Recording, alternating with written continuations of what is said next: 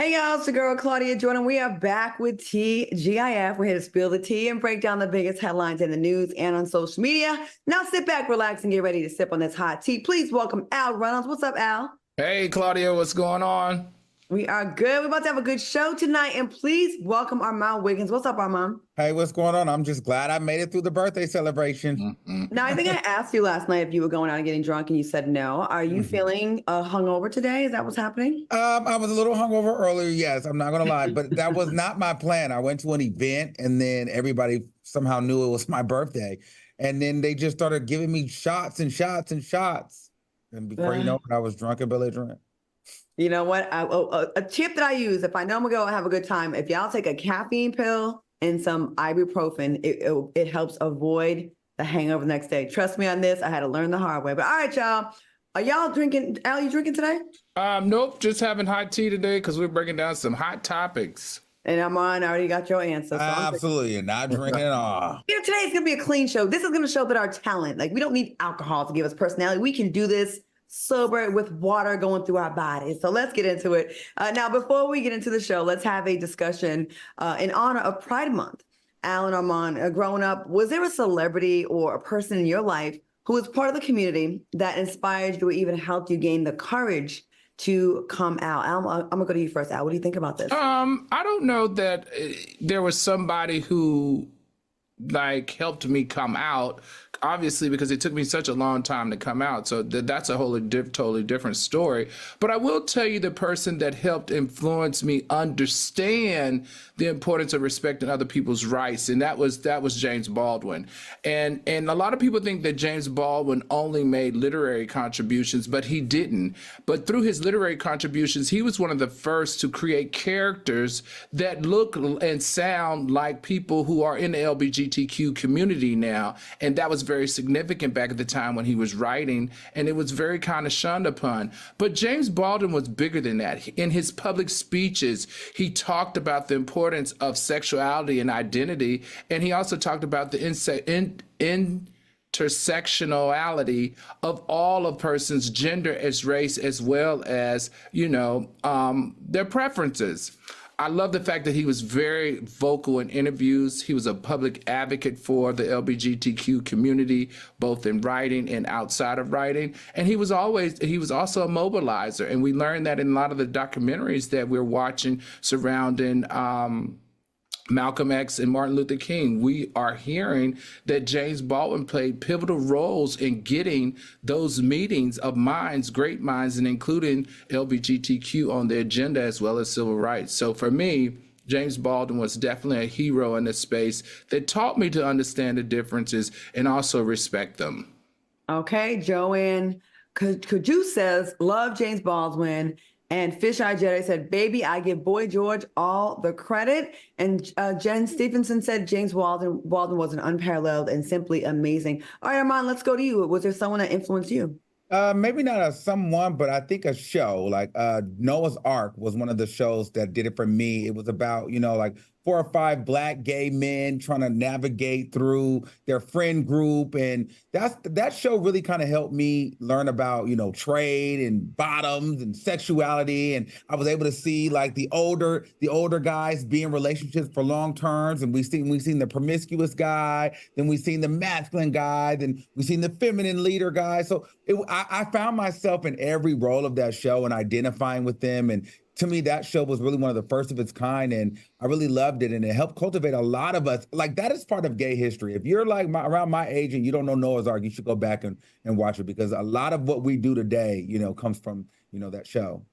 All right, fellas, both of you, thanks for sharing. Let's get into these topics.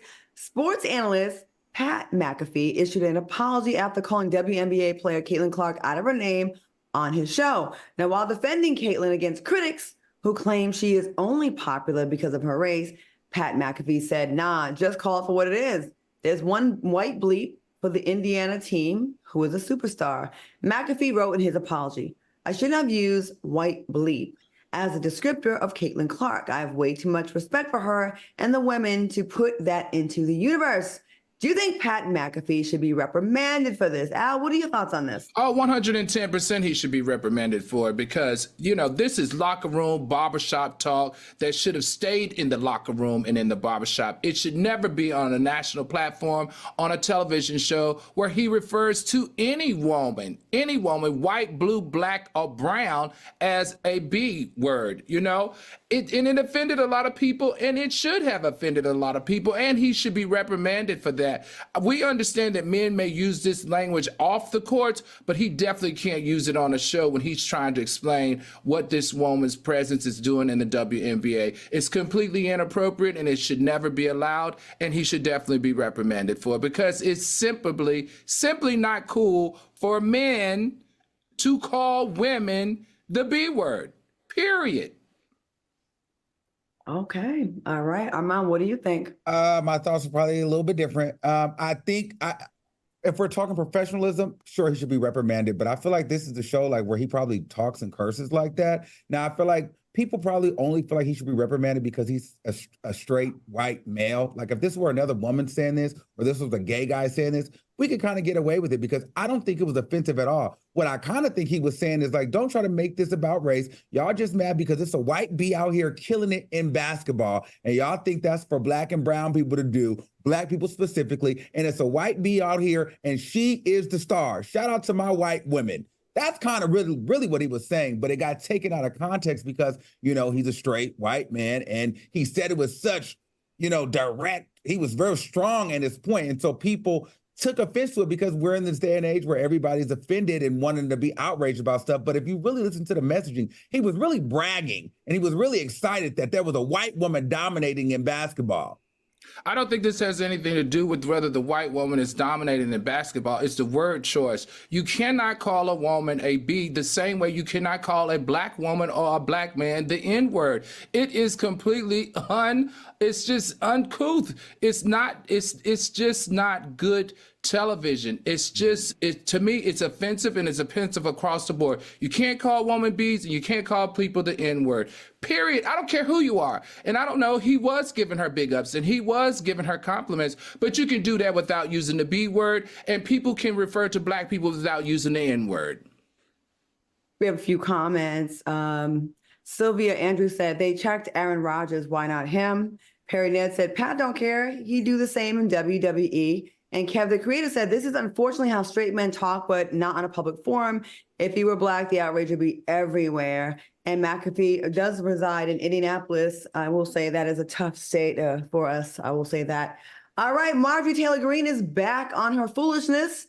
Take a look. And this is someone I have no problem calling a B. Check it out. We have Jamie Raskin in there accusing us of worshiping Trump. Worshiping as a convicted felon. He is a convicted felon. Well, yeah, so is George Floyd. And everybody, and you all too, the media worship George Floyd. Democrats worship George Floyd. There were riots burning down the country over George Floyd. And Raskin is in there saying we worship him. All right, what do you say about this, BL?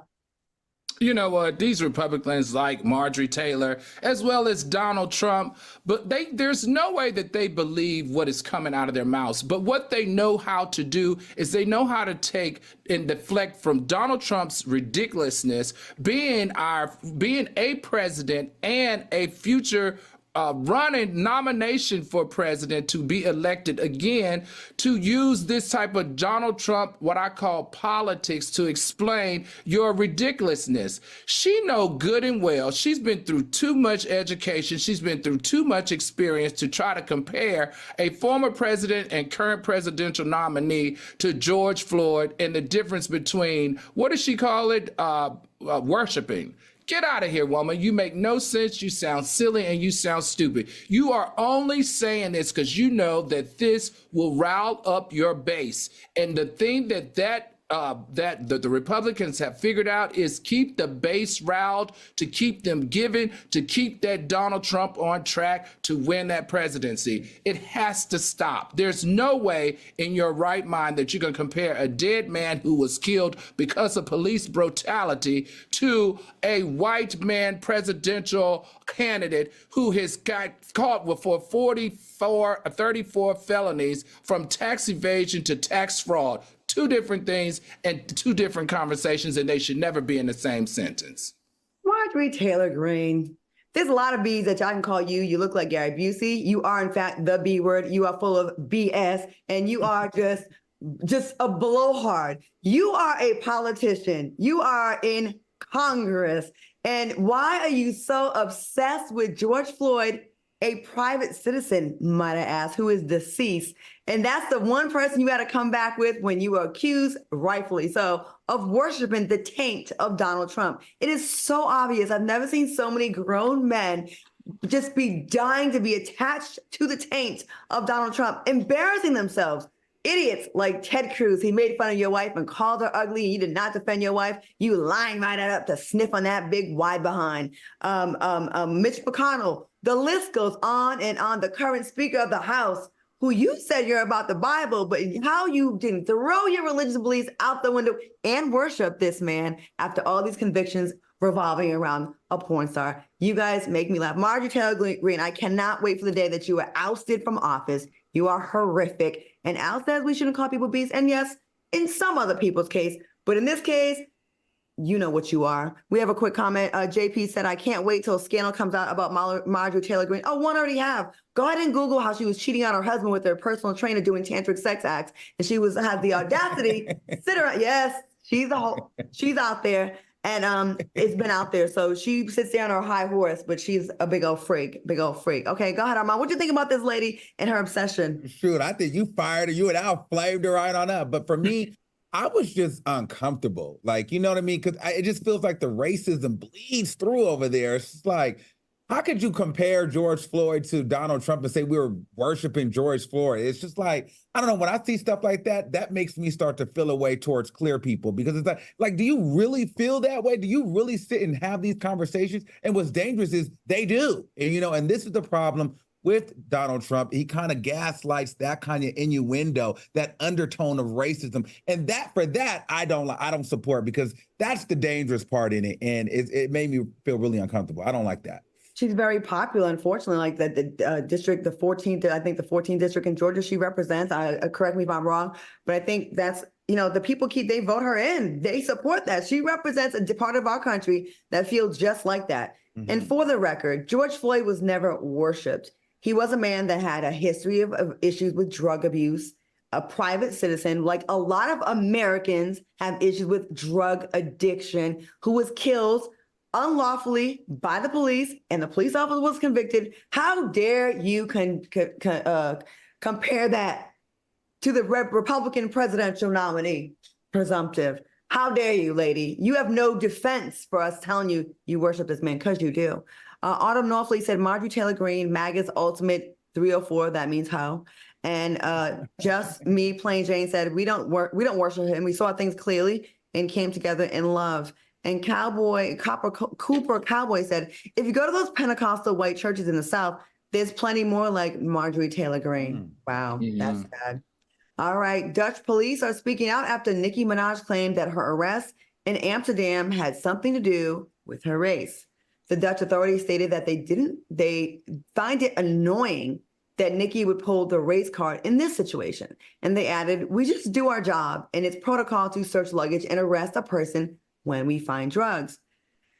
Do you think Nicki Minaj has a sense of entitlement? Armand, what do you think?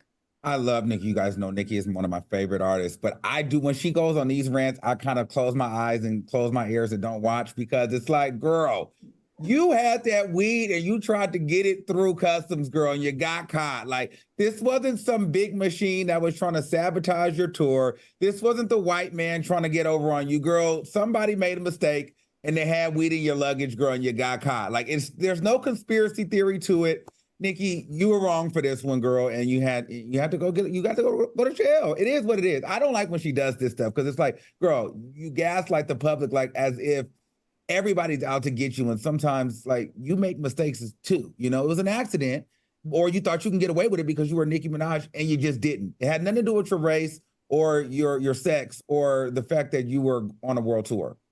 All right. Al, what do you think about this?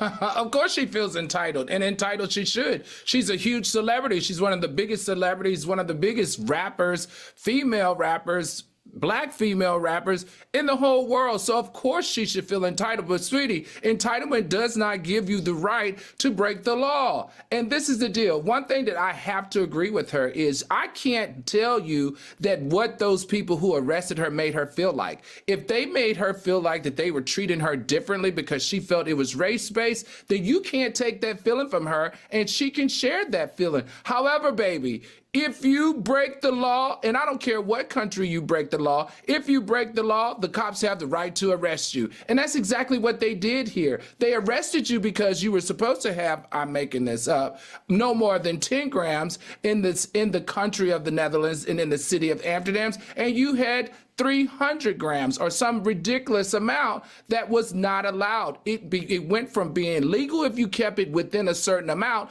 but you made it illegal when you made it a huge amount outside of what was legal. That has nothing to do with race. Amounts and ounces, sweetie, doesn't have a color. It has a dollar price. Your dollar price, because you're who you are, was much bigger. And unfortunately, that much bigger amount that you got was illegal, and they handled you accordingly. Honey said, you cannot transport drugs of any sort to and from any country. She's not telling the entire truth. Lion said, it had nothing to do with race. We don't play that here in Amsterdam. Oh, you're in Amsterdam. Okay. And Perry Ned said, Nicki was targeted, but it still made the Barbs rally more. We love Nicki.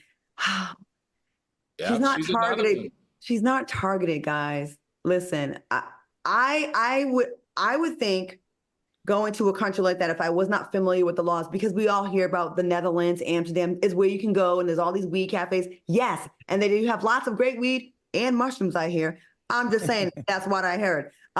So I think it'd be better to be like, I was ignorant. I didn't know. I wasn't familiar. I should have familiarized with the laws. I apologize. I'll never do it again. Instead of playing dumb and acting like you didn't know, or at first it was the bodyguards. First of all, the talent puts their weed in the bodyguard's bag, not the opposite around. Ain't no talent gonna say, hey, buddy, that works for me as my bodyguard. Let me hold your weed in my bag and let me risk my reputation. No, because when her show stops, everyone stops getting paid. Like, first of all, that's unbelievable. And then to say the race thing, no, Nicki, maybe they made you feel like that once they found it on you, but I don't think they looked through your stuff and was like, okay, she black, let's go get her. It's a very liberal country when it comes to that, but you just can't be arrogant and transport that amount into and out of the into the country. Yeah, and Nicki is another marketing genius. She knows how to rile up her base as well, and she knows how to rile them up to the point where she makes the Amsterdam tourism very concerned, because Amsterdam's tourism is their number one moneymaker. So if she turns people off to the tourism in Amsterdam and affects their economy, there's an issue there. She knows her influence, and she knows exactly what she's doing at all times. All right, we'll keep y'all posted of any updates. Coming up next, Chanel West Coast goes off on club bouncers, and later folks may need to rethink their decisions to get veneers. That's straight ahead. We'll be right back.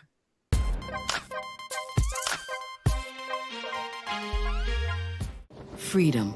It's at the core of who we are. The freedom to live without fear, to jog where we please, to wear a hoodie. The freedom to breathe. Before we celebrate the freedom most Americans have, we must fight for the freedom all Americans deserve. Because all lives can't matter until Black lives matter.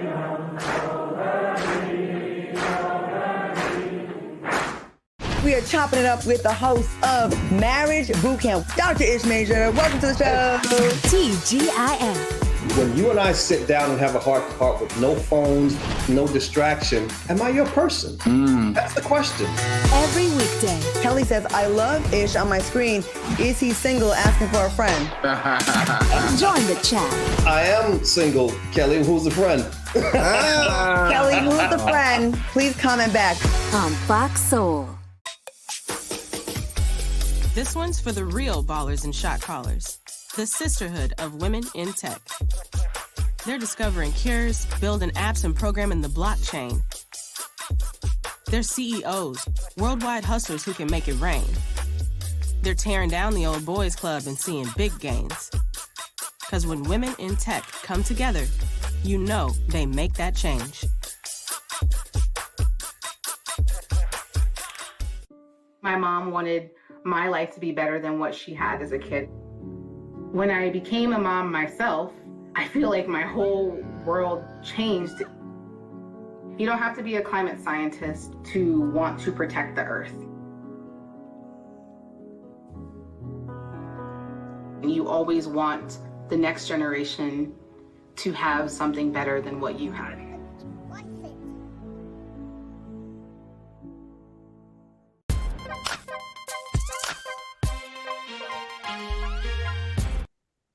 Welcome back to TGIF. All right, footage is resurfacing showing Chanel West Coast getting heated after being denied entry to a nightclub. Take a look. We got bitch. I waited here with 7 hot girls for way too long, way too poppin' way to get it poppy. It's more poppin' in my house, bitch. Security loves to hold out whoever they can because they insecure about their own life. Wish you could be a little white girl rapping, bitch. You wish you could spit bars like Oh, have you ever gotten this upset after being denied entry to a club? Armand, I'm gonna go to you first. I could probably see why she was upset because, you know, when you try to go to these parties in LA and you have a little bit of a name and the security guard doesn't let you in, but then you're on the list, but then they're playing, you probably do get frustrated. Like, you know who I am? And they act like they don't know who you are. You're supposed to be on the list. It could be annoying. You know, you spend your whole day getting ready for this party and then they start playing at the door.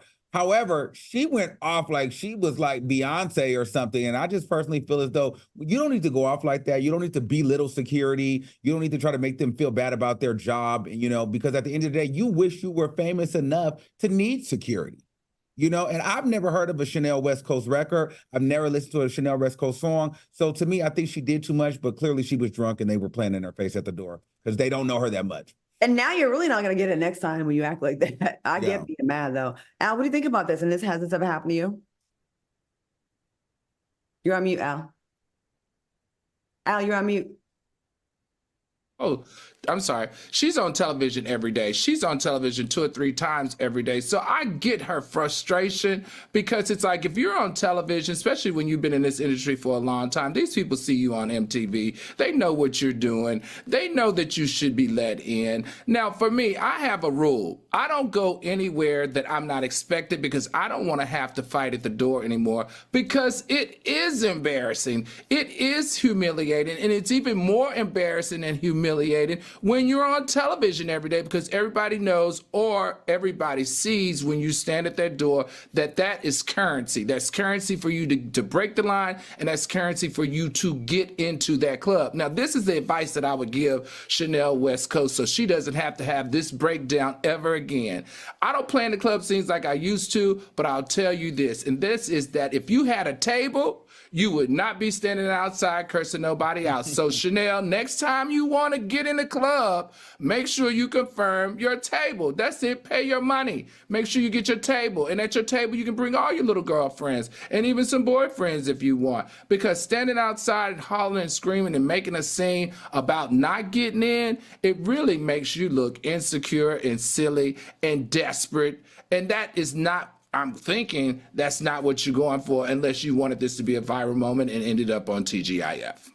You know, I just don't get, I really am curious as to why they didn't let her in because I'm sure she did probably come with a cute group of girls. Like, I wonder what the issue was unless you had some kind of beef with one of the bouncers because they will try to flex on you if they remember you from something. Now they're definitely not going to let her in. Listen, I'm not even going to front. This happened to me one time before, but it wasn't me. It was the friend that I had with me. So I went to the spot that I would always go to in LA long time ago. And this particular night, I brought with me Omarosa. And we got to the door. I was like, hey, guys. They was like, hey, Claudia, you coming? I go, yeah. And then they saw Omarosa go, nope, you can get in, but your friend can't. I go, I can't leave. This is when we were friends. I'm like, I can't leave her outside.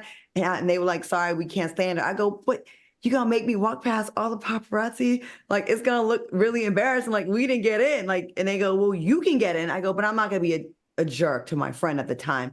So we had to humble ourselves, do the walk of shame right past the security. And if I'd have made it worse like Chanel did, I could never go back again. I simply went back again to that spot without the girl that they did not like that was on their ban list for whatever reason. And life went on. Chanel, now we're talking about you. And now this may make other club bouncers kind of want to play you like that as well. Because it is a game. And I will tell you in LA, they are known to do this, especially to athletes, because like sports isn't as big of a deal in LA. Like you can be a big time athlete in like another state. city. You come to LA, they're like, we don't know you. And then sometimes they get a little like rush from doing this to people. So, But you know, she's on MTV Ridiculousness. That show has been around for what, 20 years? No, it's on a lie. I watch it every single night. That's a big show. I know. That's what I'm so confused. Like, what in the world happened? What did she do? Because that's the ones that you get into everywhere. Those are the ones that get access to everything. So maybe it's a story that we don't know about. Or maybe they didn't see, because what I'm learning here is like a lot of these parties are not just, invite. It's all about your engagement and your social media and optics. So perhaps, the event people, she wasn't on the list because she's not one of the girls that they wanted there. And she probably just heard about it through somebody and thought she can go based upon her name. But these parties in LA are already curated because it's about hosting and engagement and branding. And Chanel West Coast may have not been the kind of girl that they want at the party, or they feel like her engagement wasn't going to be enough to really make the party look lit. She probably just wasn't hot enough. Or someone at the door probably had a personal thing against her, and they said, no, not her. Someone said, Nicole Perry said, why are you and Omarosa friends anymore? Oh, it's a long story, and it would take a lot of time. I just don't like the way she handles certain things that were very life-changing, and I'll leave it at that for now. More on that another time. On the topic of foolery, Benzino said his daughter, Coi Leray, has no right to be upset about his R. Kelly comments. Previously, Benzino shared that he felt R. Kelly deserves a second chance and that his daughter, Coi Leray, disowned him due to those comments. However, Benzino shared that she shouldn't be mad at him because she lost her virginity at a young age. Do you think Benzino is wrong for putting his daughter's business out there? Amon, what do you think? Yeah, Benzino sounds crazy. Like, at the end of the day, it doesn't matter when Coi Leray lost her virginity, and to try to compare it to R. Kelly, that just is wrong. And if you have a daughter, you should not be trying to make excuses for a man like R. Kelly. And there's no way to back out of this, Benzino. It's uncomfortable. And let's think about it. Coi Leray is not about to be supporting you. And you're saying these things about R. Kelly. She's got a career to live for, okay? And so at the end of the day, that's my daddy. He want to support R. Kelly. Even if she did support him and believe him, at least publicly, she got to say, I ain't with that man. I'm good. Because you're not going to cancel my career before it gets off the ground. You've had your career. You've had the magazines. You've done it all, Benzino. I'm still trying to break through the industry, and I don't want any kind of attachments like that. Not in 2024. No, so I'm with her on that. Okay, Kenya Sullivan said, why is he exposing his daughter on the internet? Al, what do you think about the story? Well, let's be very clear. He didn't expose her. She told the story months before on a different podcast, and they were just referencing on this podcast, right? What he did say, though, which I thought was kind of weird, was the guy that you lost your virginity to at 14, was he a pedophile? So what that made me think was that guy was not her age. In fact, he was probably much older in order for him to qualify as a pedophile. Now, put all that aside, Benzino has been in this industry for 38 years. Benzino knows very well and very aware of how this industry works and how to use access to speak about what he thinks that's going to keep him relevant. He knows that his daughter is in rotation. She's one of the most talented young rappers in the game right now, and he's using her access to the industry to talk about her so that he can talk about what he's working on. I think it's called reverse nepotism, if you ask me. You know, she's in the game. He's piggybacking off of her back in order to get access to speak and to be booked on different platforms. Is it right? I personally wouldn't feel comfortable with it, but he knows exactly what he's doing. He's got a daughter that's in rotation. He's using her hotness to get into spaces that he no longer can get access to. And while he's in it, he's keeping a stir so that people can continue to have his name in their mouth. You know, yeah, she did talk about it on a podcast, but about losing her virginity. But I would be horrified if the conversation was around R. Kelly being a pedophile, and then my father re-brought that up to make a point and say, well, she lost her virginity at 14. Don't put me in the same conversation like that unless you're ready to spill some tea about my daughter was molested. And then that's a whole deeper conversation because you as her father, where the hell were you? Like, was you okay with this older man taking your daughter's virginity? It opens up it goes down a whole nother rabbit hole of things. I would just think the classy thing would be like, you know what? We have different opinions on this, and it's fine. We don't have to agree. But yeah, Coi Leray, as a young female rapper, would be committing career suicide to sit there and publicly cap for R. Kelly. She has to say she doesn't rock with him, even if she does. You know, I just think this thing is so ugly. And Benzino, I have seen interviews with you where you seem really upset about your lack of a relationship with your daughter. And I do think that is real. I do think you really want one. But I will say this, from an outsider, and I'm an outsider and I don't have kids, you can tell me to shut up and I don't have no kids and what do you know? But I will say less is more with your daughter. I think the more you talk about her in these interviews, it's driving a deeper wedge between y'all. I'm not saying she's right, you're wrong, but I do see that it does seem to push her further and further away if you want that relationship with your daughter. I'm just saying. Katie Pop said, where was Benzino? Why wasn't he protecting his daughter when she was 14? And Jadel Celestine said, and who's to say she lost her virginity to a man? It could have been to a 14-year-old guy or girl. Okay. All right. I'm sure we will. This is not the last time we'll be discussing them. So, all right. Coming up next, folks may want to think twice before making their veneer appointment and later find out what we would do in crazy situations. We'll be right back.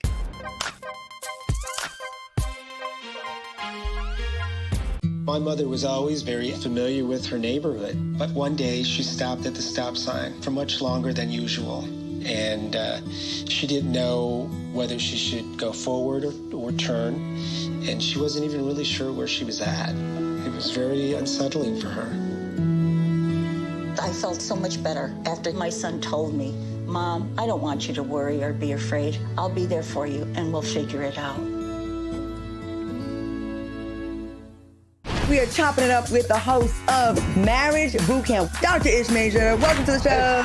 TGIF. When you and I sit down and have a heart-to-heart with no phones, no distraction, am I your person?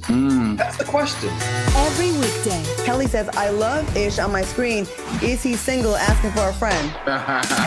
Join the chat. I am single, Kelly. Who's the friend? Kelly, who's the friend? Please comment back. On Fox Soul. This one's for the real ballers and shot callers, the sisterhood of women in tech. They're discovering cures, building apps, and programming the blockchain. They're CEOs, worldwide hustlers who can make it rain. They're tearing down the old boys club and seeing big gains. Because when women in tech come together, you know they make that change.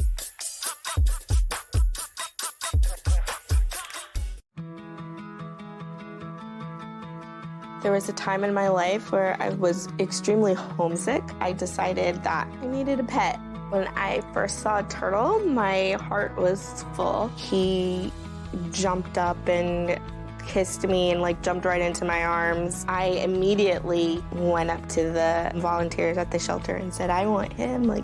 He's got to come home with me. Now I'm anything but lonely. Every day with turtle is a perfect day.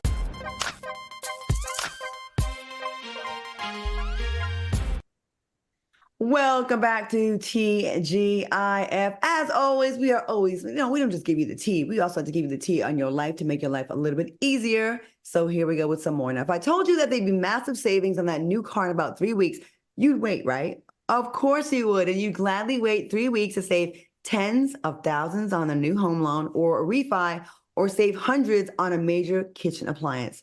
How is that possible in 3 weeks? In a word, ScoreMaster. 3 weeks is how fast the average ScoreMaster user takes to build their credit score and add up to 40 points. Now, why wait months or years to build your credit score a few points when it's doable in 3 weeks with ScoreMaster? Simply go to scoremaster.com before you apply for a loan or credit card or finance anything. In about a minute, ScoreMaster will reveal how many plus points you can potentially add to your credit score. Visit scoremaster.com/T and try it for free for 7 days. Yes, free. Scoremaster.com/T. That's scoremaster.com/T. I really want you to get that. Al, what do you think about ScoreMaster? I think it's a lifesaver. I think it's probably one of the best financial score coaches. I'm gonna say it's a good financial coach because it really does send you messages. It sends you ways to increase your credit. It sends you scenarios of things to do to increase your score, how to reduce your debt. It also has a financial literacy teaching moment in it where it could also tell you if you're going to do a long-term purchase or a short-term purchase. And like I said, it really will help you get your score to the place that it needs depending on on what it is that you're trying to purchase. I like it, and I definitely recommend it for anybody that's got a future purchase or anybody that's just trying to focus on their credit score so that they could reduce some of their interest rates that they're presently participating in. Absolutely. You know, I'm a new homeowner in Texas, and about a year before I got my house, I got on ScoreMaster. I'm an actual client of theirs, and they would give me reminders. They would tell me what to do, and it definitely helped get me into a better tier for credit. And because of that, my interest rate as low as they could be. Credit score changes, available points, or applying to any offers are not guaranteed and may vary. Promotional considerations furnished by ScoreMaster. Go ahead and get it done. All right, let's get back to some more topics. All right, so veneers are becoming more and more popular for those who are looking to elevate their smiles, but they could end up doing more damage than they're worth. Research claims that the removal of enamel that comes with the procedure can lead to long-term issues such as gum disease and decay underneath the veneers. Someone on social media wrote, think about it. Have you ever seen a dentist that had veneers in their mouth? Someone else wrote, and people with veneers have really bad breath. Do you think people need to hop off the veneer train? Al, what do you think about this? Absolutely not. I think that, first of all, there are medical risks to everything that you do. Also, I think the important part here, and what I learned when I did my research before doing my veneers, was that you have to find a skilled and certified cosmetic dentistry business to do the veneers for you. You got composite veneers, and then you have porcelain veneers, and they have pros and cons for each. You just have to be very aware that which one you choose, then you know how those teeth have to be treated and taken care of on a regular basis so that you don't develop tooth decay, so that you don't develop gum disease. I strongly believe as long as you're under good supervision, under a dentist or a cosmetic dentistry company or office, I think you're more than fine to use veneers.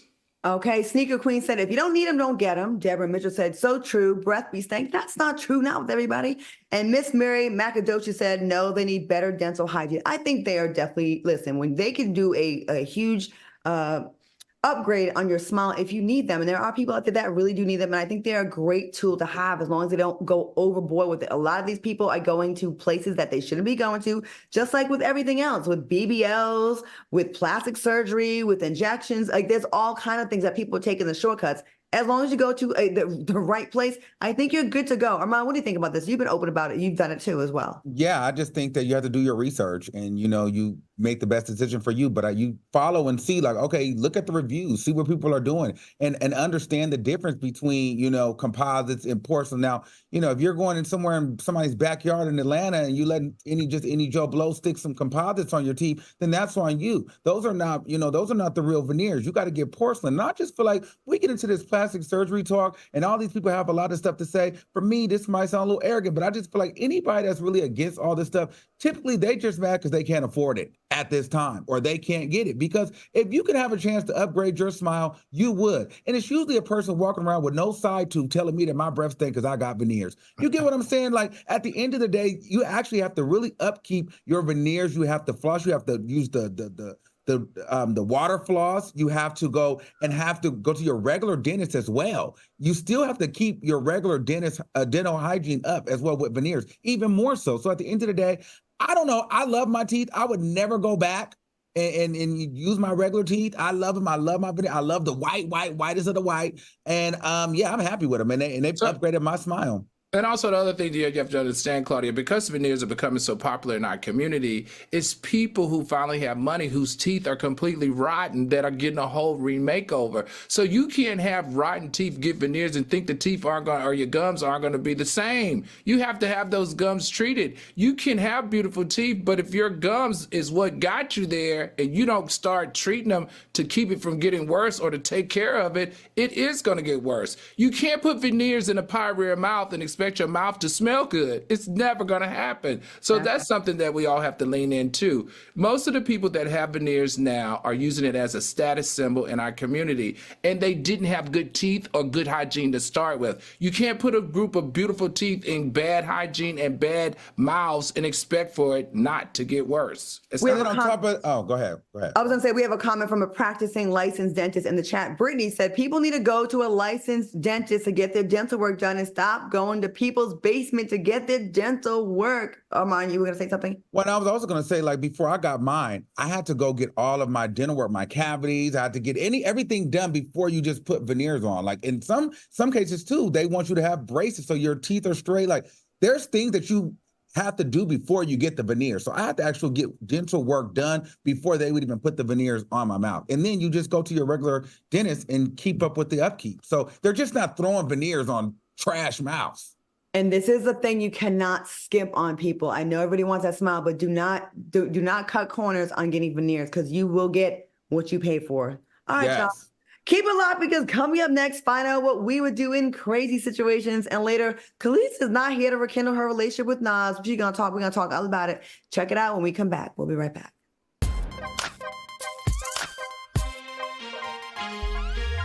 My mother was always very familiar with her neighborhood, but one day she stopped at the stop sign for much longer than usual.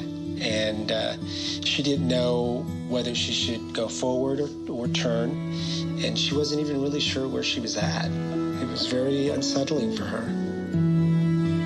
I felt so much better after my son told me, Mom, I don't want you to worry or be afraid. I'll be there for you, and we'll figure it out. We are chopping it up with the host of Marriage Bootcamp, Dr. Ish Major. Welcome to the show. TGIF. When you and I sit down and have a heart-to-heart with no phones, no distraction, am I your person? That's the question. Every weekday. Kelly says, I love Ish on my screen. Is he single, asking for a friend? Join the chat. I am single, Kelly. Who's a friend? Kelly, who's the friend? Please comment back. On Fox Soul. This one's for the real ballers and shot callers, the sisterhood of women in tech. They're discovering cures, building apps, and programming the blockchain. They're CEOs, worldwide hustlers who can make it rain. They're tearing down the old boys club and seeing big gains. Because when women in tech come together, you know they make that change.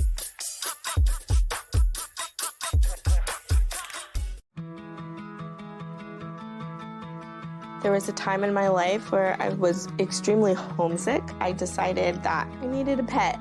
When I first saw a turtle, my heart was full. He jumped up and kissed me and jumped right into my arms. I immediately went up to the volunteers at the shelter and said, I want him.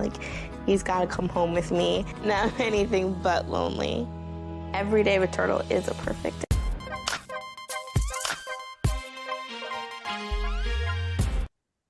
Welcome back. Soulmates, have y'all ever thought about how you would handle yourselves if you were placed in the middle of an unexpected situation? Well, we'd like for you to chime in with a fun segment we call WWYD. What would you do? That's hashtag WWYD. All right. A child's behavior got out of hand at the playground. Take a look.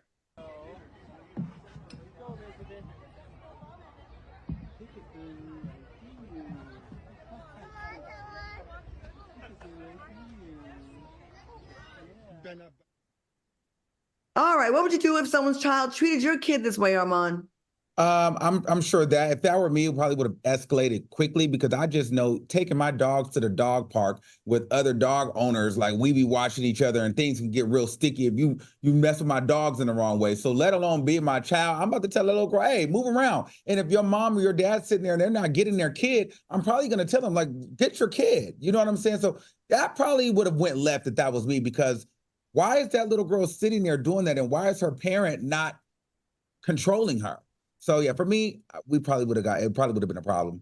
I know this video's been around for a while, but we thought it'd be good to discuss this. And just so y'all know, I know it's hard to see in the clip, but the white child bites the black child as well. Yes. The kid got bit, which don't be getting your spit on me. I don't know what your little kid got these days. Al, what do you think about this? What would you do if someone did this to your little baby? Well, this is interesting. The white kid did bite the black kid, but the black kid assaulted the white kid first. There's a forum online that talks about this. And so what happens here is the black parent will be held accountable for negligent supervision and also vicarious liability because he was there feminine. He saw that his child assaulted the other child and he was supposed to intervene. Now, if he doesn't intervene and the kid retaliates and bites the black child back, then the reliability most of the time will lie on the initiator. So in this particular case, even though I was here for how the black sister was handling her business, she did assault the white kid first by scratching her. And the response of the white kid due to the scratch was a bite. And unfortunately, the scratch came before the bite. That's negligent supervision on the parent. And if the other parent wanted to be ugly about it, they could actually, take legal action surrounding this. I'm taking my kid far away from any kid that bit. I don't care if my kid scratched you first. You are not going to put your spit on my child. You might have hepatitis C. But my thing is move. Don't sit there. You hogging the whole thing up.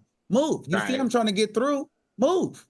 Are you crazy? These little kids got beef. Okay. A woman shared a sad encounter that she had with her absent father. Oh my God. Her father, not realizing that the woman was his daughter, texted her and wrote, "You bad. Are you single?"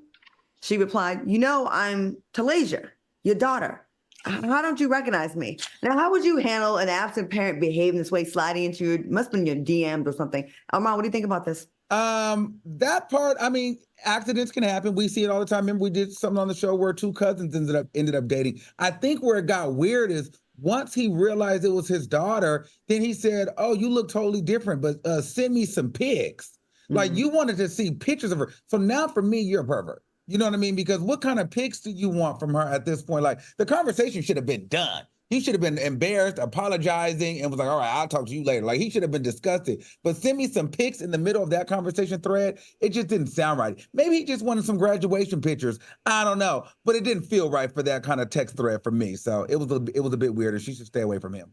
Okay, Al, what are your thoughts? I don't think there's a problem that he made the mistake because I would hope that he's not hitting on his biological child. But this is the deal. How he responded is what left me a little cringy. When he found out that was his daughter and she announced who her mother was, I think it was at this point that he should have said, "Oh my goodness, I completely apologize. I'm sorry. I didn't recognize you. Please don't take this the wrong way.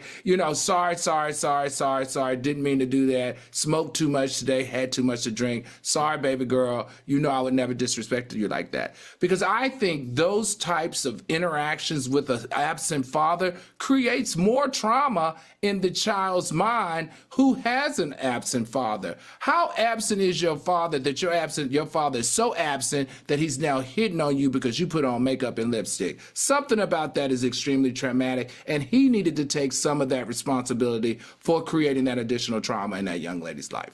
A parent that is so absent from his daughter's life that he doesn't even know what she looks like and goes to hit on her on social media, it's got to be one of the most trash I've ever heard in my life. Like, not only were you not in my life, now you're looking at me as a piece of meat and you trying to smash. And then when I tell you who my mother is and that I'm your daughter, where was the apology, Al? Where was the embarrassment? Like, he sent me some pics. He sounds like an ignorant a-hole. And she dodged a bullet by probably not having him in her life. Because from that little interaction that we saw, and yes, there's probably a lot before and after, it just gave trash. Like, people out here really making children that they don't recognize years later. Like, you don't know what your kid looks like. Is maddening to me. And just let's add to it. That could be the situation, but it also could be, he could be a pervert and just tried to shoot a shot at her, knowing that was her. You know what I'm saying? Mm-hmm. It almost feels weird because where did you find her? How did you run into her? Like it feels like there's some proximity there. Like you had to know that, hey, she kind of looks familiar, or you talked to somebody in the streets and you know that that's your kid at some point. You just she's just totally unrecognizable. I don't know. If that was the case, you wouldn't want pictures later on. To me, something feels a little eerie about the situation altogether. Good point, because what are the odds, right? Yeah. What are the odds? It's given disgusting. All right, a woman took to social media to vent about her relationship issues. Take a look. I was married to somebody for 12 years. After I had our second child, he admitted to me that he was not attracted to me. In some weird, twisted way, I think he was trying to use it as like a redemption story, because he said he wasn't attracted to me when we were dating, engaged, or for the first couple of years of our marriage. But he had prayed for God to make him more attracted to me, and God apparently had answered his prayers. What would you do if your spouse was no longer physically attracted to you? Al, what do you think? Well, I think in this particular case, he was not attracted in the beginning, but he's attracted now, right? That's very hard information to take in, especially with a 12-year marriage and 2 kids later, right? I don't know. He would be put on probation in my mind, and he would really have to show me that all the issues that he had in the beginning of the relationship of not being attracted to me, not thinking that I was pretty, has changed. Now, he did confess it. He did say that, that she's the love of his life, that, she really taught him to mature in the relationship, and that he's definitely in a different space than he was in the beginning. But he would be put on probation for sure. And he has to prove to me that everything he says now is the truth. Okay, Armand, what do you think? Cal, it sounds like he gay and was trying to prove to his mom and his family that, he didn't want to go against God's good judgment. So he just married a woman that he wasn't attracted to because she was nice and sweet and can cook and probably had some stability. So here's the thing. I believe people do this stuff all the time. People do it for money. People do it for fame. People do it for stability. And then people do it for religious reasons. But all of those reasons are wrong. If you're not attracted to a person, do not marry them, because you're not going to be happy in the end. But I have a friend, and their mom always goes with the motto of like who like you. And that's how you'll end up in a relationship, in a happy marriage, I guess. I don't know if that ever works. I have to disagree on that one, Amon. Everybody's requirements are not the same. So some people don't require that the person that they love and want to procreate with has to be attractive. They probably want someone that'd be a good mother, someone that's responsible, someone that can cook, someone that can clean the house. And a lot of people put value on that than just what they look like dressed up. So I don't know if you can say just because a person is not attractive, then you shouldn't be marrying them. You marry people for various reasons, and attraction doesn't have to be the number one reason to get married. So could you be with someone that you're not attracted to? Absolutely. Heck yeah. Yeah.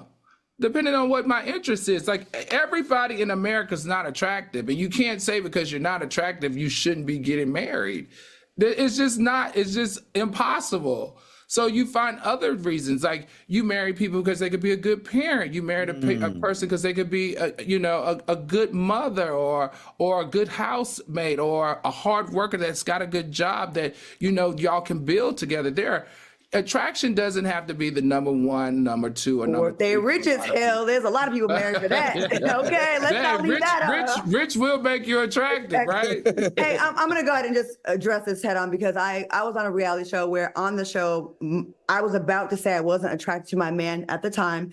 And I lied on TV and said I still was, but we were in a weird place where he wasn't sexually attracted to me at the time. I wasn't sexually attracted to him. We had fallen into like that brother-sister kind of space. It was just for a short amount of time. But then to have it played on TV, oh my God, it was so embarrassing, I guess. But we went through a phase. I don't know about doing this for years, though. Like a few months, I wasn't feeling you for a few months. You got on my nerves because you said that one thing. I get that. Or you turning me off. But damn, years and relationship and kids and all that. Like that is, wow. That's got to be tough. Well, Michelle Obama said for 10 years. She did not like Obama. She said she looked at him and her stomach would turn. She was upset. She didn't want to be married to him. She was like, it was 10 years of horrible relations. Wow. But she knew that it was going to be bigger and better on the other side, and she stuck it through. She had kids. He was a great father. There were other things about him that didn't make her stomach turn, and she stuck it out, and guess what? They worked through it, and now they're on a happier side, and they would be considered one of our couple, goals? They definitely are goals now, but I'm sure it was tough during the process. All right, coming up next, Khalees is not interested in giving Nas a second chance. Is he asking her? I didn't know that. Keep it locked. We'll be right back.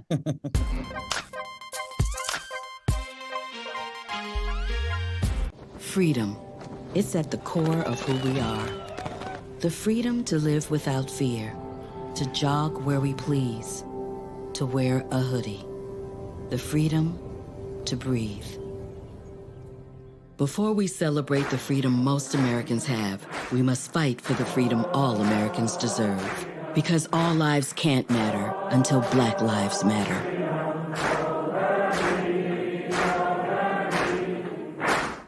We are chopping it up with the host of Marriage Bootcamp, Dr. Ish Major. Welcome to the show. TGIF.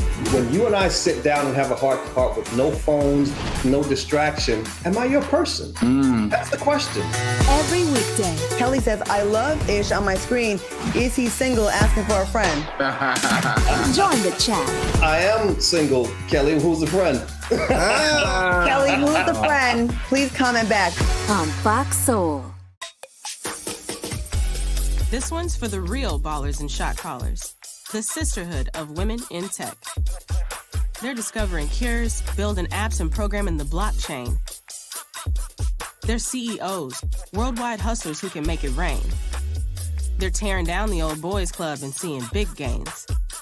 Because when women in tech come together, you know they make that change. My mom wanted my life to be better than what she had as a kid. When I became a mom myself, I feel like my whole world changed. You don't have to be a climate scientist to want to protect the earth. You always want the next generation to have something better than what you had.